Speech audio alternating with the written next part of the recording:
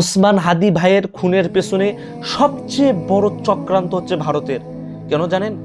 ভারতে খুনি হাসিনা রয়েছে, আর ওসমান ভাইকে খুনের পেছনে একটা মূল উদ্দেশ্য হচ্ছে, এদের উদ্দেশ্য হচ্ছে দেশের মানুষকে অস্থির করা, দেশের মানুষকে বিভ্রান্ত করা। দেখুন, কিছুদিন আগে, কয়েক মাস আগে আপনার বাড়ি পুড়ে দেওয়া হলো, কয়েক মাস আগে বাজারে আগুন।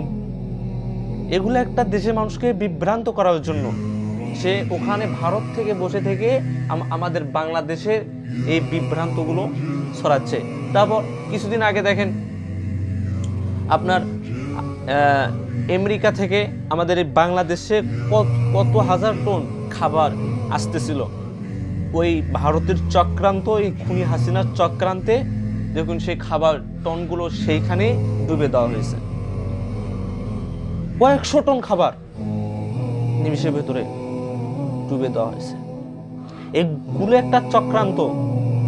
তাই এই চক্রান্ততে হওয়ার আগে ভারতের যত দূত রয়েছে তথা যত গুপ্তচর রয়েছে, এই গুপ্তচরগুলোকে ধরে ধরে একটাকে জেলে পুরে দেওয়া হবে, অথবা তাদেরকে হত্যা করা হবে।